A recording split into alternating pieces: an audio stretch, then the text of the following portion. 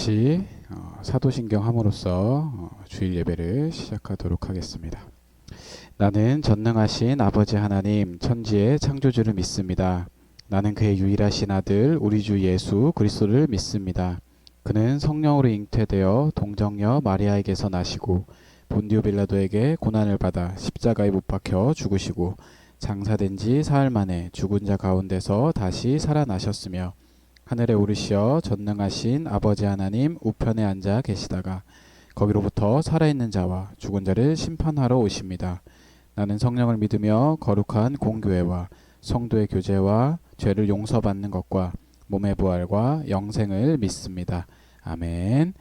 다 같이 찬송가 314장 찬송하도록 하겠습니다.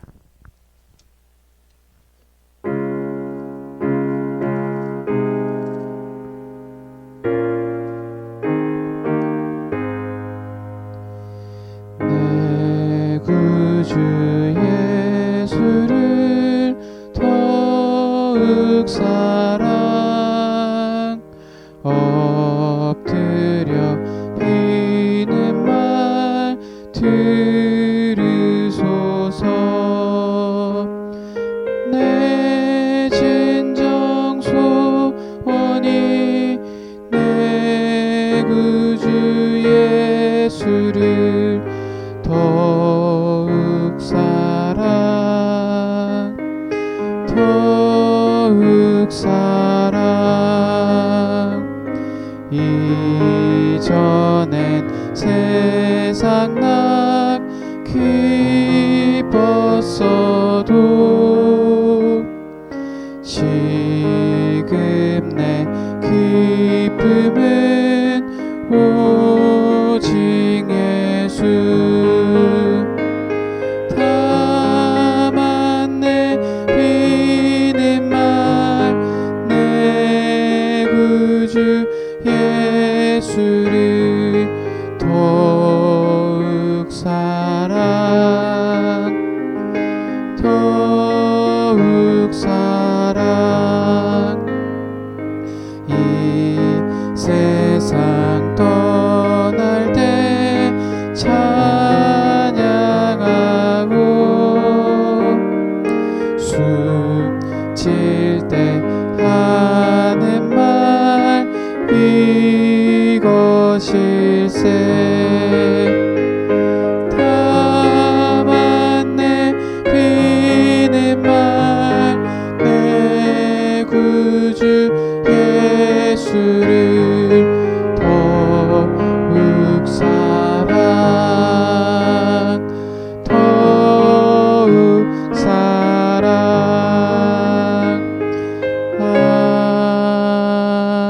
아멘.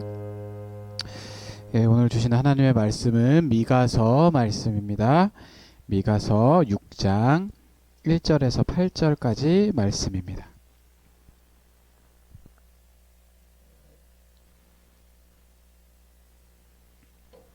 미가서 6장 1절에서 8절 제가 읽어드리도록 하겠습니다.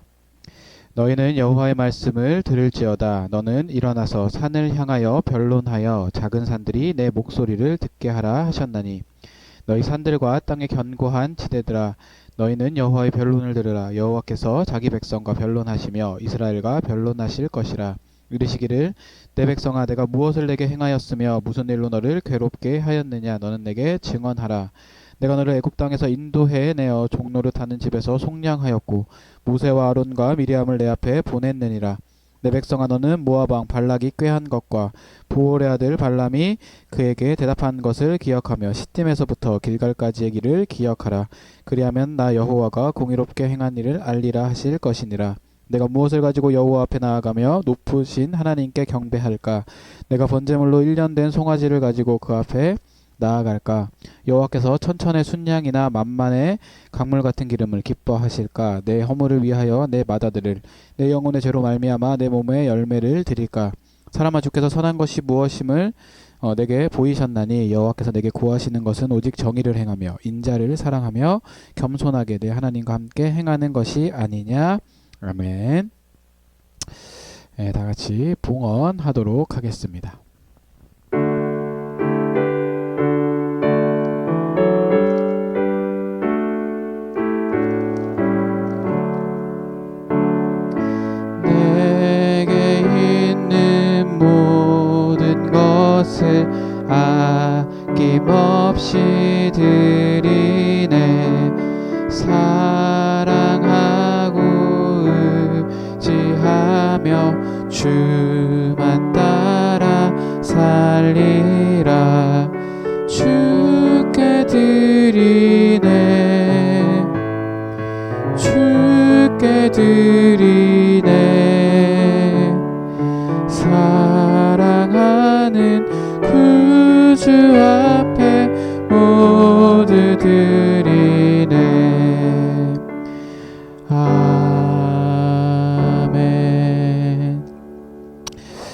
감사합니다. 아버지의 은혜로 오늘도 주님 앞에 예배하게 하시고 주님 앞에 정성스럽게 예물을 준비하여 드리게 하심을 감사드립니다. 이 예물이 쓰이는 곳마다 오직 주님의 은혜와 사랑이 나타날 수 있도록 하나님 인도하여 주시고 우리 모인 모든 이 청년들이 하나님이 원하시는 대로 살아감으로 인하여서 하나님께 영광이 되고 주님께서 원하시는 삶을 살아가는 귀한 주님의 일꾼들 될 수 있도록 하나님 인도하여 주시옵소서. 감사드리며 예수님의 이름으로 기도드립니다. 아멘. 예, 반갑습니다. 예, 오늘도 이렇게 온라인으로 하나님 앞에 예배하고 만나게 되어서 너무나도 반갑습니다. 지금 동시에 우리가 주일 오후 3시에 함께 오프라인으로 예배를 드리고 있습니다. 특별한 일이 없으시면 함께 예배 나오셔서 교회 나오셔서 함께 예배를 드렸으면 좋겠습니다. 특히 우리는 오후 3시에 2층 조이풀 카페에서 청년부 예배를 드리니까요. 기억하시고 꼭 함께 해주시기 바랍니다.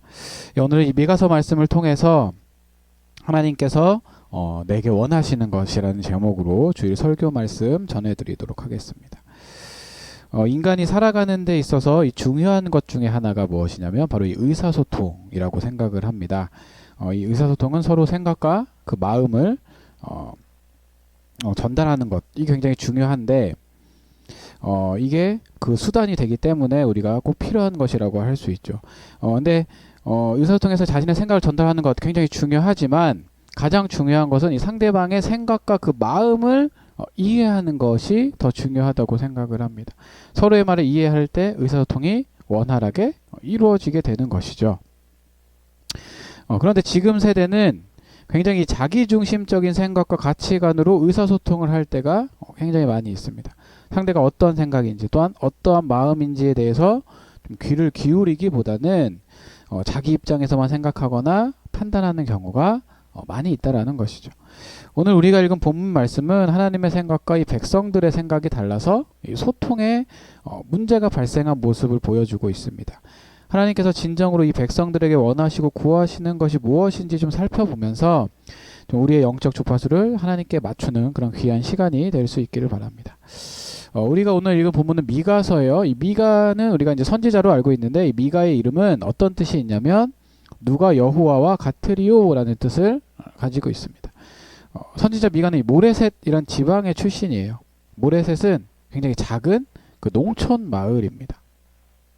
미가가 함께 동시대에 활동했던 선지자는 이사야가 있는데요. 이사야는 주로 그 왕궁에서 살아가면서 그 왕궁을 출입하는 지도자들에게 하나님의 말씀을 외치는 그런 선지자였다면 미가는 시골에서 힘없이 살아가고 있는 그들 속에 함께 살면서 이스라엘 지도자들을 상대로 하나님의 말씀을 증거하던 그런 선지자였습니다. 이 선지자 미가가 활동하던 시대는 요담과 아하스와 히스기야 왕이 대를 이어서 남유다를 통치하던 그런 시대였어요. 그는 이 남유다와 북이스라엘의 죄악이 너무나도 극심한 그런 상황에서 하나님의 심판을 선포합니다. 백성들이 하나님을 멀리 떠난 그런 위기의 시대에 미가는 공의와 정의의 하나님께서 그들을 심판하실 것이다 라고 선포를 하는 것이죠. 동시에 그는 구원의 메시아가 오실 것을 예언을 하면서 백성들에게 희망과 소망을 심어줍니다. 그런 선지자였어요. 하나님께서 이제 심판하신 이후에 메시아를 예비하셨다라는 말씀으로 희망을 전했다라는 거죠. 미가서 2장 13절에 이렇게 말씀을 합니다. 길을 여는 자가 그들 앞에 올라가고 그들은 길을 열어 성문에 이르러서는 그리로 나갈 것이며 그들의 왕이 앞서가며 여호와께서는 선두로 가시리라. 미가는 우리를 구원할 그런 메시아가 길을 여는 분이시고 선두에 행하시는 왕이시다라는 것을 지금 고백을 하는 거예요. 그러면서 그는 메시아가 유대 땅 베들레헴에서 탄생하실 것을 예언을 합니다. 그러니까 암울한 이런 시대적 상황에 처한 백성들이 그 메시아의 오심을 기다리면서 희망과 소망을 가질 수 있도록 한 것이죠. 유명한 구절이에요. 미가서 5장 2절 이렇게 말씀을 합니다. 베들레헴 에브라다야 너는 유다 족속 중에 작을지라도 이스라엘을 다스릴 자가 내게서 내게로 나올 것이라. 그는 그의 근본은 상고의 영원에 있느니라. 이렇게 말씀을 합니다. 이러한 시대적 상황에서 오늘 본문 1, 2절에 특별한 법정이 이제 개설되는 모습이 나타나요. 하나님께서 이 법정을 여셨는데 배심원으로는 산과 언덕, 견고한 지대들이 세워지고요. 하나님은 소송인으로서 이스라엘을 고발하는 그런 장면이 나옵니다. 그러니까 하나님은 먼저 내 백성아 내가 무엇을 행하였으며 무슨 일로 너를 괴롭게 하였느냐 너는 내게 증언하라 라면서 변론을 하시는 거예요. 이 말씀에 따르면 이스라엘 백성들이 하나님을 지금 원망하고 있는 그런 상황입니다. 그리고 하나님은 그들의 원망에 대해서 결백을 좀 주장하고 계시는 거예요. 자, 그러면서 하나님은 구체적인 예를 오늘 본문 4절 5절에서 말씀을 해주세요. 자신이 애굽에서 종로를 타던 이스라엘 백성들을 속량하셔서 대신 값을 치러주시고 모세와 아론 미리암을 세워서 이스라엘을 그 애굽에서 인도해 내셨다라는 것이죠. 그뿐 아니라 모압 왕 발락이 거짓 선지자 발람을 통해서 이스라엘에게 저주를 선포하려고 했을 때도 그 저주를 복으로 바꿔주신 분도 바로 하나님이셨다라는 것을 지금 이야기하고 계시는 겁니다. 그런데 자, 이 본문에서 우리가 좀 눈여겨볼 게 있어요. 그게 뭐냐면 하나님께서는 그 법정에 선 이스라엘을 죄인이 아니라 하나님의 백성으로 대하시고 있다라는 겁니다. 그러니까 하나님께서 원하시는 것은 이스라엘 백성들을 심판하는 게 아니었어요. 심판하는 것이 아니라 그분은 자신의 백성과 논쟁을 하시면서 그들의 잘못을 이야기하지만 그 자리는 피고인에게 형벌을 선언하기 위한 법정이 아니었다라는 겁니다. 여기서 우리는 이스라엘 백성들이 반성하기를 원하시는 그 하나님의 마음을 엿볼 수가 있는 거예요. 자신들의 죄악으로 인해서 국가가 무너지고 삶이 무너지고 위기와 고통이 밀려올 때 이스라엘 백성들은 이 상황이 자, 하나님의 심판이라고 얘기하면서 하나님을 원망을 합니다. 그때 하나님은 그들의 마음을 다시 다독여 주시면서 내가 너를 사랑하고 있으며 내가 너를 지금 붙들고 있다. 지금 이 말씀을 하고 계시는 거예요. 이와 마찬가지로 하나님께서 예수 그리스도를 이 땅에 보내신 것은 인간을 법정에 세워서 심판하시기 위해서가 아니라는 것이죠. 인간들을 구속하고 붙들어 주시고 살려주시기 위해서라는 겁니다. 하나님은 여러분의 마음과 생각을 알고 싶어 하세요. 우리가 죄악을 떠나 하나님께로 돌아오기만을 바라고 계신 분이 바로 하나님이시라는 겁니다. 하나님은 우리의 마음을 알고 싶어 하시고요. 또한 하나님의 마음을 백성들이 알아주기를 원하십니다. 즉 사랑하는 자신의 백성들과 직접 소통하고 싶어 하시는 거예요.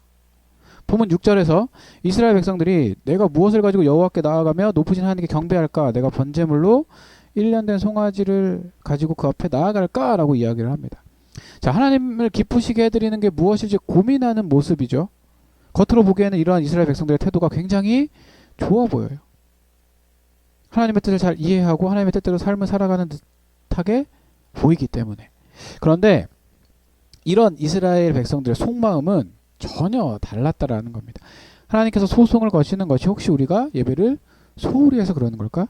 이렇게 생각을 한 거죠. 우리가 하나님께 드리는 제물이 조금 부족한가? 너무 약소해서 하나님이 화나신 건가? 이렇게 생각했다라는 거예요. 그래서 하나님을 기쁘시게 해드리고 그분의 화를 풀어드리기 위해서 엄청난 제물들을 준비하는 것이죠. 굉장히 많은 양의 제물들을 준비합니다. 7절 말씀을 보면 1년 된 송아지를 준비해요. 그리고 또한 수천 마리의 양, 또한 만만의 강물 같은 그런 올리브 기름을 준비를 합니다. 심지어 자신의 허물을 벗기 위해서 마다를 제물로 드리면서 내 죄를 씻어줄 수 있으신가요? 라고 물어보기까지 하죠. 하지만 제일 비싼 송아지를 드리고 수많은 제물을 드리면 하나님이 관심을 가질까? 자식을 제물로 드리는 극단적인 열심까지 보이면 하나님께서 과연 기뻐하시겠느냐? 어쩌면 우리의 신앙의 모습이 지금 이 이스라엘 백성들과 다른 것은 아닌지 좀 고민해 볼 필요가 있습니다. 신앙의 공허함을 부수적인 것으로 채우려고 하는 마음, 주의를 성수하는 것, 정성을 다해 드리는 헌금, 봉사하는 것 너무나도 귀하죠. 잘하고 있는 겁니다. 그런데 하나님은 하나님의 은혜에 대한 감사가 없는 신앙생활을 받지 않으신다라는 거예요. 그것은 오히려 우리의 영혼과 마음을 지치게 합니다. 예배가 습관이 되고 헌금이 부담스럽게 느껴지고 봉사가 일로 다가와서 결국 지쳐서 나가 떨어지게 된다라는 것이죠. 하나님은 많은 재물을 원하시지 않아요. 그분은 형식적인 하나님이 아니십니다. 우리가 형식이 아니라 온 마음을 다해서 중심으로 하나님을 아는 것을 원하시는 분이라는 거예요. 호세아 선지자를 통해 하나님이 말씀을 하셨죠. 나는 인애를 원하고 제사를 원하지 아니하며 번제보다 하나님을 아는 것을 원하노라. 하나님은 인간적인 열심으로 하나님을 섬기는 것을 절대로 원하시지 않습니다. 우리가 하나님의 마음을 품고 하나님을 바르게 알기를 원하시는 거예요. 여러분들은 그리스도의 몸이며 지체입니다. 우리가 그리스도의 이름으로 모인 곳이 바로 이 교회죠. 교회를 교회답게 하는 방법이 과연 무엇일까요? 하나님의 말씀 안에서 하나님의 마음을 품고 하나님을 알아가는 것. 이것이 하나님을 기쁘시게 해드리는 것임을 결코 우리가 잊어서는 안 된다라는 겁니다. 하나님께서 진실로 이 시대의 교회에게 원하시는 것은 무엇일까? 먼저는 오직 정의를 행하는 것. 두 번째는 인자를 사랑하는 것. 세 번째는 겸손하게 하나님과 함께 행하는 것이라고 성경이 말씀을 하고 있어요. 자, 이 공의란 히브리어로 이 미시파트라는 단어가 사용이 됩니다. 자, 이것은 재판에서 재판장이 공정하게 판결하는 것을 가리킬 때 사용되는 말이에요. 그러니까 구약 성경에서는 사람이 마음과 말과 행동으로 정직하고 정의로운 것을 나타낼 때 이 단어가 사용이 됩니다. 즉 하나님께서는 백성들이 이 세상 한복판에서 살 때 정직하고 정의롭게 살아가기를 바라신다라는 거예요. 세상에서 하나님의 말씀으로 사이다처럼 시원한 인생을 살아가야 된다라는 것이죠. 그러니까 주일에 습관적으로 교회 가는 그런 썬데이 크리스천이 아니라 삶의 자리에서 정직하고 진실한 그리스도인으로 살아가기를 원하신다라는 겁니다. 자, 인자는 히브리어로 헤세드가 사용이 되었어요. 자, 얼마 전에도 제가 설교할 때 설명을 드렸는데 이 말은 은혜, 사랑, 긍휼, 인자 이런 뜻으로 사용이 됩니다. 즉 인자를 사랑한다라는 것은 이웃에게 사랑을 베풀며 이웃의 어려움과 아픔을 돌아보는 삶을 의미한다라는 것이죠. 우리는 이 헤세드의 은혜를 받은 사람들이에요. 죽을 수밖에 없었지만 예수님이 보혈을 흘리신 그 은혜로 말미암아 새롭게 되는 그 은혜를 받은 사람들이라는 겁니다. 그 은혜를 안다면 이웃을 사랑하는 일 멈출 수가 없는 것이죠. 이것이 하나님의 마음이라는 겁니다. 이 겸손하다라는 뜻의 히브리어는 차나라는 단어가 사용이 되었는데요. 겸손은 순종이라는 의미도 함축하고 있습니다. 또한 행하다라는 히브리어는 그 얄라크라는 단어가 사용이 되는데요. 가다, 걷다 이런 의미가 있는 단어예요. 그러니까 이 겸손하게 하나님과 행한다라는 그 원문을 해석을 해보면 하나님과 동행하면서 하나님의 말씀에 철저히 순종하는 삶을 지금 나타내고 있는 것이죠. 그것을 의미하고 있는 겁니다. 자, 우리는 입으로 주님과 함께 한다라고 수도 없이 고백을 해요. 하지만 삶의 자리에서는 스스로 주인인 것처럼 살아갈 때가 대부분입니다. 하나님은 우리가 이 삶의 자리를 주님께 내어드리고 예수님을 주인으로 모시면서 그분과 늘 함께함으로 하나님의 말씀에 순종하기를 원하신다라는 거예요. 이것을 여러분들 기억하셔야 됩니다. 자, 마지막으로 제가 한 가지만 더 말씀을 드리고 말씀을 좀 마무리하도록 하겠습니다. 오늘 본문 말씀인 미가서의 중심 메시지는 그 6장 8절이 이야기하는 정의와 긍휼과 믿음이에요. 그러니까 이 미가가 동시대에 활동한 주전 이 8세기의 선배 예언자들, 아모스, 호세아, 이사야 이런 사람들의 핵심 메시지를 종합했다라고 볼 수가 있습니다. 그러니까 종교의식을 통해서 하나님의 마음을 얻으려고 하는 그 백성들에게 미가는 이스라엘이 따라야 할 그런 윤리적인 삶을 지금 제시를 하고 있는 거예요. 이러한 내용을 담고 있는 이 미가 6장 6절에서 8절이 이 미가서 전체의 핵심 구절이라고 할 수 있습니다. 당시 이스라엘의 예배 의식을 보면 예배자가 성소에 들어가기 전에 그 앞에 서 있는 제사장이나 성소 예언자들에게 제가 들어가도 되겠습니까? 라고 먼저 물어봅니다. 그렇게 물어보고 허락을 받은 자들만 들어가게 돼 있어요. 그러니까 6절, 7절은 예배자의 질문인 것이고요. 8절은 그에 대한 예언자 미가의 답변이라는 겁니다. 그러니까 이 본문은 성소에 들어가는 그 모습을 패러디한 것이라고 볼 수가 있는 거예요. 그러니까 성소 앞에서 예배자는 다음과 같이 물어봅니다. 하나님, 제가 번제물을 드릴까요? 아니면 소제물을 드릴까요? 자, 그도 아니면 속제물을 드릴까요? 하나님이 원하시는 게 무엇입니까? 이렇게 질문을 하는 거예요. 그러면 제사장이 그에 대한 답변을 주는데, 자, 여기에서 미가가 끼어들어서 제사장의 입을 대신해서 말하는 거예요. 8절. 사람아, 주께서 선한 것이 무엇임을 내게 보이셨나니 여호와께서 내게 구하시는 것은 오직 정의를 행하며 인자를 사랑하며 겸손하게 내 하나님과 함께 행하는 것이 아니냐, 이렇게 말씀을 합니다. 그러니까 이 미가는 종교의식을 통해서 하나님의 마음을 얻으려고 하지 말고 윤리적인 삶을 살아야 된다. 지금 이걸 얘기를 하고 있는 거예요. 그러니까 미가가 말하는 윤리적인 삶이란 정의를 행하고 인자를 사랑하고 겸손하게 하나님과 함께 행하는 것인 거예요.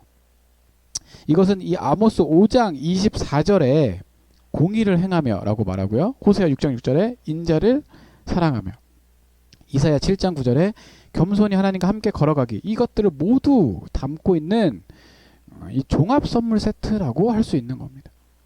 그러니까 이 미가 6장 8절에는 이 세 명의 선배 예언자들의 핵심 메시지가 다 들어있는 거예요. 따라서 우리가 하나님의 마음을 얻으려면 예배에 열중하기에 앞서서 먼저 정의를 행해야 되고요. 인애를 사랑해야 되고 겸손히 하나님과 함께 걸어가야 된다라는 겁니다. 더욱 놀라운 것은 이 예언자의 3종 세트가 신약 성경의 본문에서 다시 등장한다라는 거예요. 마태복음 23장 23절에 이렇게 말씀을 합니다.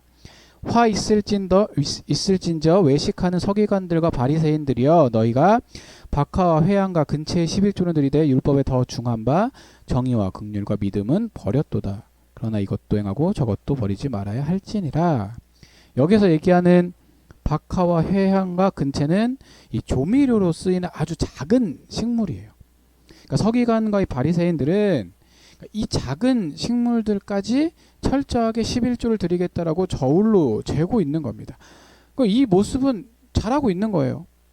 왜냐하면 하나님께 정확한 11조를 드리기 위해서 그렇게 하고 있는 것이기 때문에. 그런데 문제는 이게 아니라는 것이죠. 자, 율법을 중요시하여 11조는 철저히 드리면서도 정작 율법 가운데 더 중요했던 정의와 긍휼과 믿음은 저버렸다라는 겁니다. 여기서 말하는 정의와 긍휼과 믿음은 미가서 6장 8절에서 얘기하는 것과 정확하게 일치하는 거예요.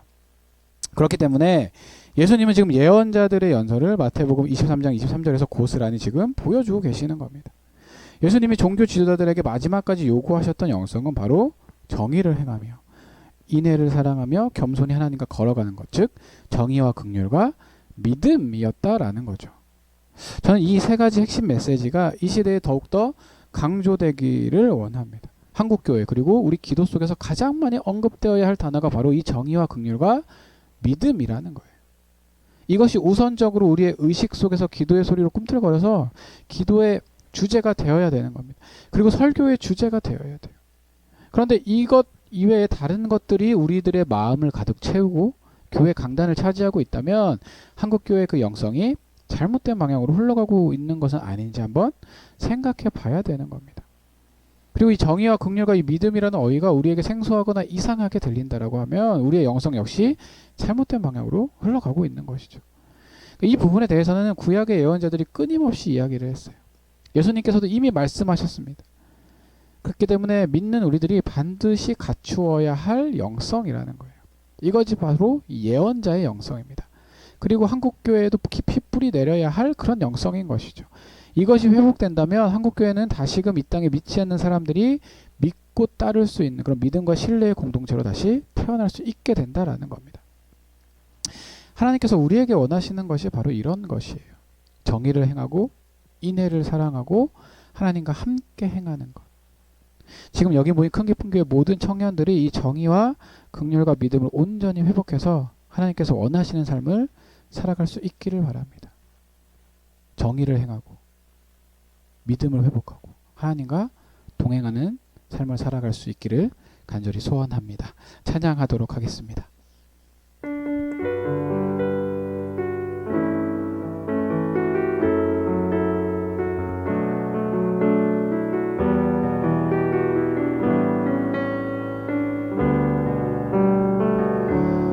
모습 이대로 사랑하시네 연약함 그대로 사랑하시네 나의 모든 발걸음 주가 하시나니 날 인도하소서 모습 이대로 사랑하시네 연약함 그대로 사랑하시네 나의 모든 발걸음 주가 하시나니 날 인도하소서.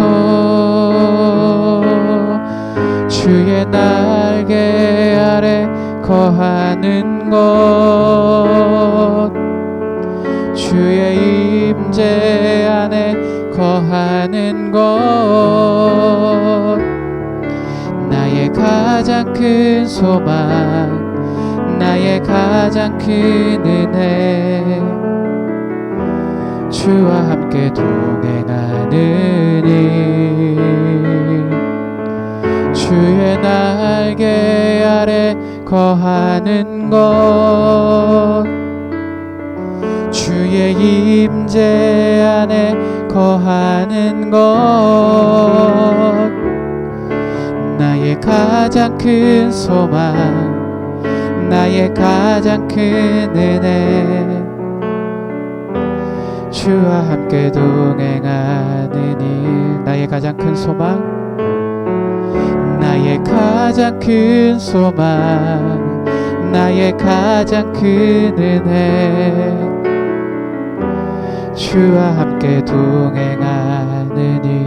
나의 가장 큰 소망, 나의 가장 큰 소망, 나의 가장 큰 은혜, 주와 함께 동행하느니. 하나님, 우리 청년들이 주님과 동행하기 원합니다. 오직 정의를 행하고 긍휼의 마음을 가지고 믿음을 가지고 살아가면서 주님과 동행하는, 주님과 함께 걸어가는 그 삶을 살아갈 수 있도록 인도하여 주시옵소서. 지금은 우리 주 예수 그리스도의 은혜와 하나님 아버지의 놀라우신 사랑과 성령님의 감화감동 교통 역사하심이, 하나님께서 우리에게 원하시는 대로 살아가기를 원하는 우리 큰기쁨교회 모든 청년들을 위해, 그 가정과 교회와 역사 위에 지금부터 영원토록 함께하기를 간절히 축원하옵나이다. 아멘.